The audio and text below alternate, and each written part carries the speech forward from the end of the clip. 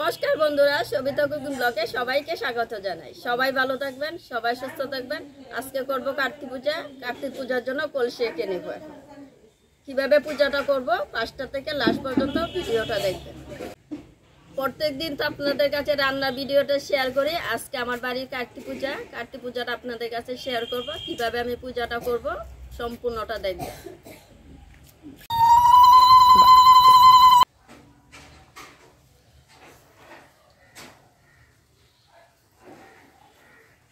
এখন আমি সূর্যের কলসিটা এঁকে নেব। সূর্যের কলসিটা আঁকা হয়ে গেছে। আপনারা কিভাবে পূজা করেন কমেন্টে জানাবেন। এখন কলসিটা করি মাটি দিয়ে এঁকে দিব। তারপরে শুকানোর পরে কালার দিয়ে আঁকবো। ধেনুতে গাঁথার জন্য উঠায় নিব আমি গাঁদা ফুল।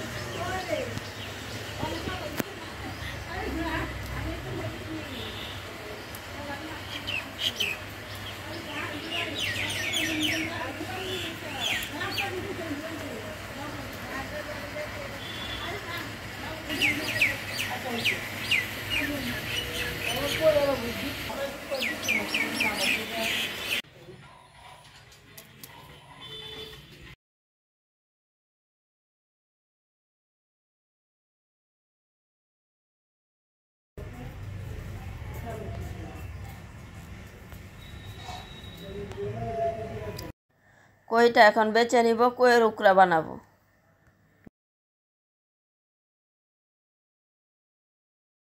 বানিয়ে নিব আমি পুরি। ময়দা আর আটা একসাথে মিক্স করে নিয়েছি। এখন দিয়ে দিব চিনি আর সাদা তেল। এখন আটা ময়দাটা মেখে নিব। এখন অল্প অল্প করে জল দিয়ে মেখে নিব।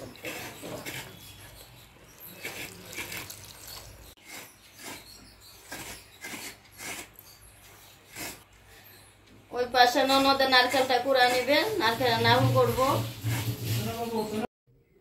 কলসিটা আগে কই মাটি দিয়ে রেখে দিয়েছিলাম। এখন ফেব্রিক দিয়ে ডিজাইন করে নিব। আর ওই পাশে বড় যা আলপনা দেয়া দিবে।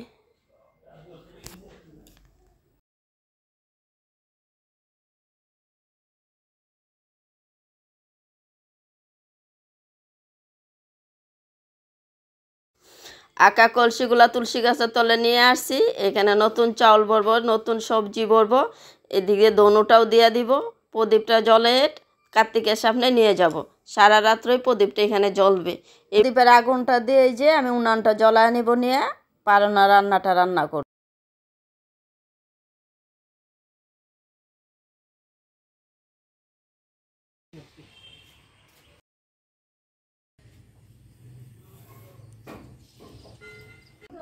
একটা মন গাছের ডাল নিয়ে নিয়েছি। এটাতে সবজি ফল টল সব গেঁথে ঠাকুরের সামনে রেখে দেব।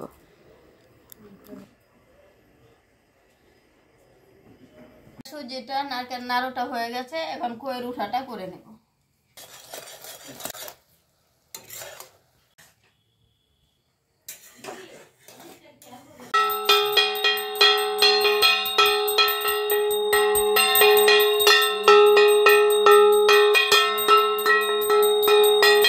বাড়ির কার্তিক পূজাটা কেমন হয়েছে যদি ভালো লাগে কমেন্টে জানাবেন, লাইক করবেন, শেয়ার করবেন।